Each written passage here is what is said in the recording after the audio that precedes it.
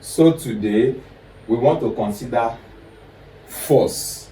Well, I believe this is a common concept to all mankind. We use it in our daily language, in our daily communication. But what actually is force? You see, force is that agent that causes, or you say tend to cause, motion, make it slow down, or to stop altogether, distort or change the shape of a body to which the force is applied. And so these are all what force tends to do. Now, there are two types of force. We have the contact force, and then we have the non-contact force. What then is a contact force? Well, contact force are forces which are in contact with the body to which they are applied. The force need to come in contact to the body to which it is acting on, or to which it is applied. Example is the pull. Dragging something like this, pull. Again is the push. Obviously, if you must push an object, you must come in contact with the object. You must touch the object. We have tension, which is two opposites pull on an object. Tension, the tearing force. We have reaction. We have frictional force. All of these are examples of contact force. They must come in contact with the object to which they are applied. And then we have the non-contact force, which is also called a force field. And just like the name applies, these are forces which do not require contact with the object to which they are applied. E.g. is a gravitational force. If I jump up now, gravity asks me to come down, but I cannot see where gravity is acting on me. I can't see anybody pushing me down, say go down, because I jumped up. But obviously I'm seeing the effect of gravity, and that's why it's an example of non-contact force. Though it does not come in contact with you visibly that your eye can see, but at the end of the day you can see the effect of the force, the effect of that force acting on you. Again, we have the electrostatic force. You have two charges, positive and negative, and well, you don't even need to allow them touch themselves. Just bring them closer. You see the attraction, or positive and positive, and you see the repulsion, even while they are not touching each other. We have the magnetic force. The same go for a magnet. Magnets will attract a fellow magnet or repel a fellow magnet, even while they are not in contact. So that's the two types of force we have. And so we want to consider friction, which is just one type of the contact force. What then is friction? Friction is the force which tends to oppose the relative motion between two surfaces in contact.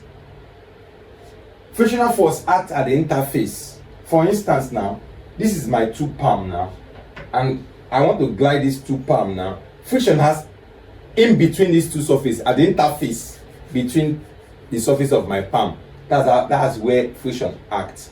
And let me say I want to glide my hands like this now. I want this top hand to move above the one beneath. Friction slows it down. On a norm, it's supposed to just slide on like that, but friction will reduce the motion. That's what friction does. That's why I would say it opposes. So as this hand goes like this, friction is saying stop moving or reduce the way you move. That is friction. It opposes the relative motion between two objects or two surfaces in contact. And so we have two types of friction, and that is number one, the static or limiting friction, and two, the kinetic or dynamic friction. So let's look at the static or limiting friction now. What then is static or limiting friction? Well, this is the maximum force that must be overcome before a body can just start to move. That is static friction. The maximum force that must be overcome before a body can start moving. That is the static friction. And so you see, if you apply a force of 5 Newton on an object and it doesn't move, the frictional force is just 5 Newton. If you apply a force of 10 Newton, and that's when the object move, before the object just start to move, then that 10 Newton is the static or limiting friction. Then what then is kinetic friction? You see, kinetic friction is the force that must be overcome before a body can keep moving after it has begun to move. What it means is that an object is already moving now. Just the force you must overcome to keep it moving. That force is called the kinetic or dynamic friction. Understand that the static friction is always greater than the dynamic friction, or the coefficient of static friction, because there's something called coefficient of static friction. As we proceed, you will understand that. But the coefficient of static friction is always still greater than the coefficient of dynamic or kinetic friction. So let's consider the laws of solid friction. You see, the laws of solid friction are thus as follows. 1. Frictional force opposes the relative motion between two surfaces in contact. I don't need to say this because we said this while we defined friction. It opposes the relative motion between surfaces in contact. Now, it acts in a direction opposite to that of motion. You see, if an object is moving in this direction, frictional force acts in this direction. We always apply this when we're analyzing problems involving friction, and you see us putting the direction of the frictional force, and it's always opposite to the direction of motion. Now I'll talk about direction because force is a vector quantity, so it has direction. Frictional force has direction. Now, number 2, frictional force increases to the same extent as the force which tends to start the motion. What is this simply saying? You see, I cited before. I don't want to say much about it. If I'm applying, or maybe I'm pushing an object now with a force of 5 Newton, and the object refuses to move, the friction is because the frictional force is 5 Newton. That's why it's not moving. You see, frictional force counters the force you apply to move an object. So if I increase the force to maybe 6 Newton, and the object still refuses to move, it means that frictional force will just increase itself to 6. You see what it's doing? That it's trying to counter me. If I use a force of 7 Newton to try to push an object and it refuses to move, that's because frictional force has increased itself to 7. So the more I increase my force, frictional force also increases. Let me assume that I now have to apply a force of 10 Newton before the object start moving. At that point, I have broken frictional force. Why? It don't tire. Let me use that word. It's tired of trying to counter me. So maybe when I got to that 10, frictional force could not longer counter me, and then it breaks down. So that's the maximum.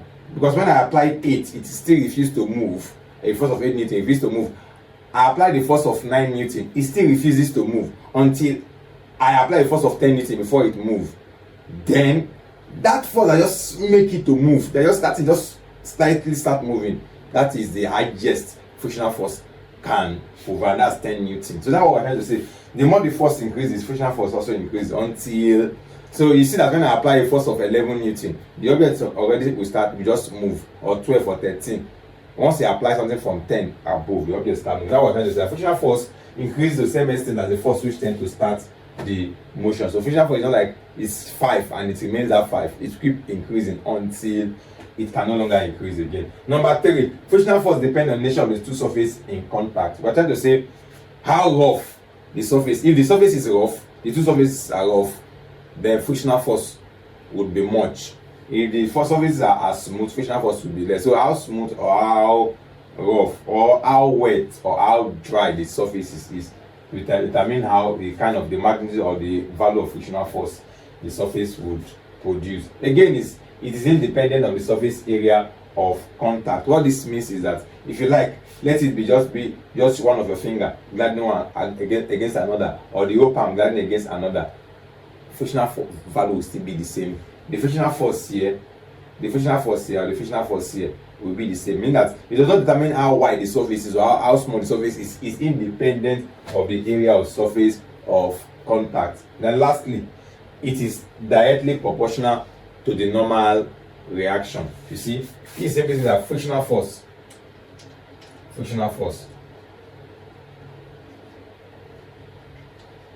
is directly proportional to what? Normal reaction. So I used to use F subscript F to show frictional force, and it's directly proportional to the normal reaction. At this point in time, you can now say frictional force is equal to mu times R. Remember, what does FF stand for? Frictional force. What does R stand for? Normal reaction. So then what is mu? Coefficient of friction.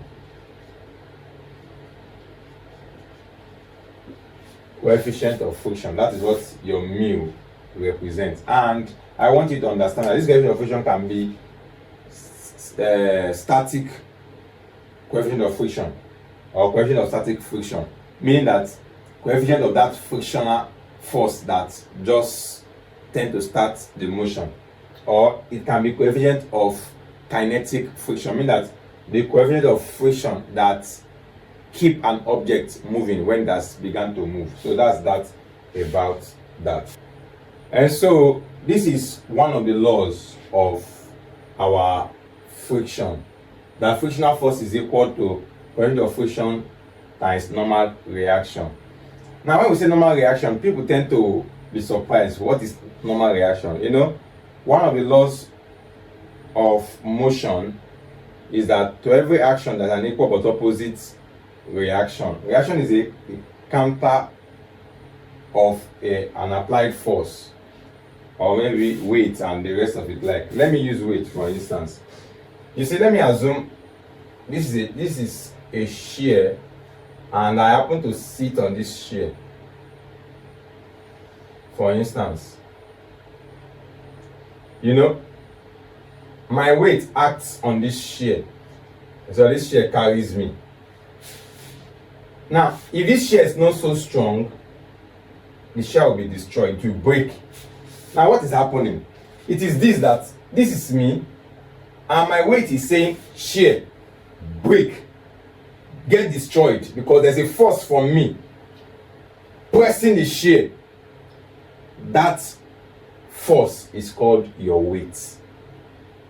So it is pressing the shear. Now the shear has what we call reaction. The reaction is provided by the surface of this shear, trying to say, Oga, I will carry you, you will not fall. Excuse me, sir, I'm going to bear you, you will not fall. When my weight becomes bigger than the force that want to carry me, obviously the force will weaken down or fail. That is when the weight is bigger than the reaction. So because of my weight, yes, so we use just a line to show weight, and weight always acts vertically downward. Then the surface, this surface here provide a reaction that say, Oga, you must stay upward. The reaction is not always vertically upward. Unlike my weight, it's always vertically downward. Weight is always vertically downward. The reaction is just making 90 degrees to the surface that provides it. So I don't want to go into though, and this is just the only example we do on friction. But as time progresses, when we take on other topics, when we talk about questions that involve friction, you see there are more complex friction questions one can do on friction. But I don't want to go advanced into this study. So this is basically what we're going to take for friction. But have it in mind that if the surface is an horizontal surface, then the weight and the reaction are just equal, because total downward force is equal to total upward force. And so that's why reaction and weight will be equal. That's by the way though. So let's look at example 1 now. A force of 2.5 Newton. So I want to solve this question. The force applied is 2.5 Newton to a block weighing 4 Newton. So the weight is 4 Newton, which happens to be the reaction, because weight and reaction will be equal. That is, I'm assuming that this surface is an horizontal surface. So this is not a perfect question, because they need to tell us that it's an horizontal surface, but we are just starting an elementary calculation on friction. Now, if the force is just sufficient to make the block move, calculate the coefficient of static friction. Now we can say that frictional force is equal to normal reaction times normal correction of friction times reaction. Now, because this force is just sufficient to make it move, this force is the frictional force, because it's just sufficient to make it move. So I can say frictional force is 2.5 is equal to mu, which is the coefficient of friction, times R. R is 4. So I can divide both sides by 4 now.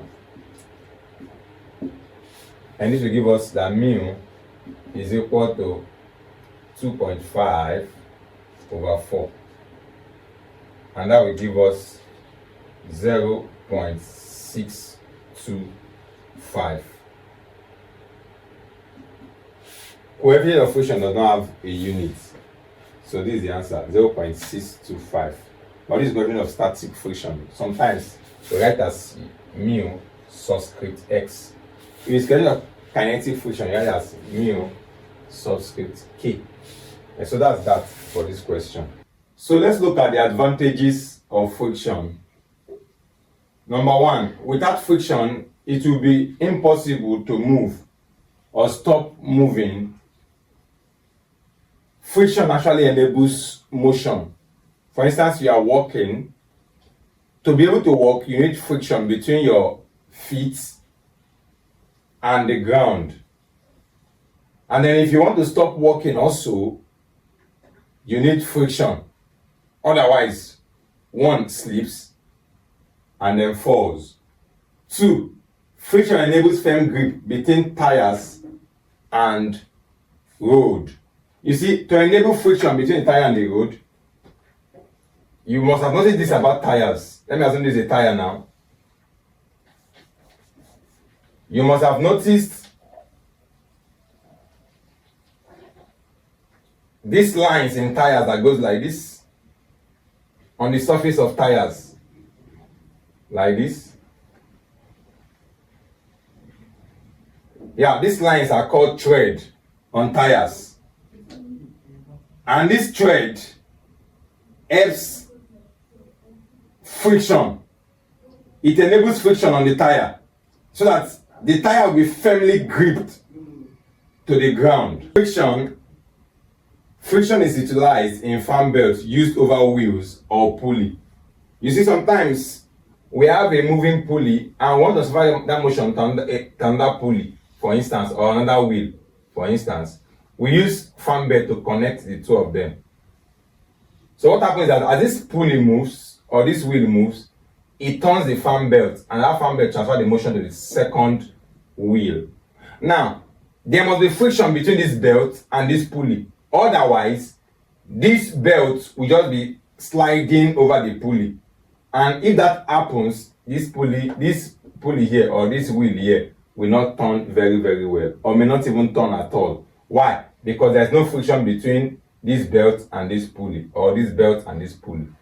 So that's why sometimes you realize that they change belts in cars, fan belts in cars or other machineries. And that's because the belts had worn out, the surface of the belt had worn out and then become smooth, that it does not enhance friction between the wheels or the pulleys and the belt. Again, is that friction enables screw or nail to remain firm in place after being screwed into position. What it means is that, if you hit a nail on a wall, the nail is able to enter into the wall and remain there because of the friction between the wall and the nail. Now, without friction, the nail will not be in position. Now, again, friction makes brake to stop the car and the locomotive to move the train. And then, next, friction is used in grinding and sharpening of cutting tools. These are the few examples of the uses of friction. So we want to consider disadvantages of friction. One is that friction causes wears and tears on moving parts of machines. Again, that much useless work is done by machine in overcoming friction. Since some of the force the engine generates rather than use all of them for motion, some are used to overcome friction. And so those forces or those energy or work is useless because it's deposited or used to overcome friction. Again, the friction causes eating of engine parts. The cost of reducing friction also increases the cost of operation, because sometimes you need to reduce friction and you buy maybe oil and grease and other stuffs. All of those increases the cost of operation. Now let's look at the method of reducing friction. Well, the use of lubricant is one of them, such as oil, grease, or graphite. The use of ball and roller bearings. And then another way is the streamlining of body shape of moving parts.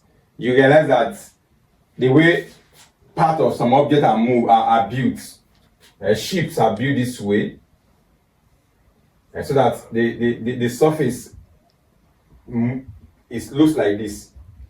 So, and that's because you want to reduce friction between the water and the ship.